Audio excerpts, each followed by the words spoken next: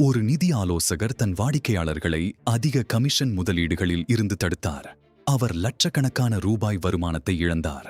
அவருடைய சக ஆலோசகர்கள் வாடிக்கையாளர்களை ஏமாற்றி பெரும் லாபம் சம்பாதித்தனர். அவர்கள் அவரை முட்டாள் என்று கேலி செய்தனர். நீ ஏன் இவ்வளவு கன்சர்வேட்டிவாக இருக்கிறாய் என்று கேட்டனர். அவர் சொன்னார், என் வாடிக்கையாளர்களின் எதிர்காலம் என் கமிஷனை விட முக்கியம். 2 வருடங்கள் கழித்து சந்தை சரிந்தது. மற்ற ஆலோசகர்களின் வாடிக்கையாளர்கள் கோடிக்கணக்கில் இழந்தனர். அவருடைய வாடிக்கையாளர்களின் பணம் பாதுகாப்பாக இருந்தது. செய்திகள் பரவின. புதிய வாடிக்கையாளர்கள் வரிசையில் நின்றனர். இன்று அவர் அந்த பகுதியின் நம்பர் 1 நிதி ஆலோசகர்.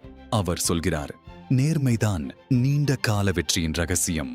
ஒரு தேர்வு எல்லாவற்றையும் மாற்றியது.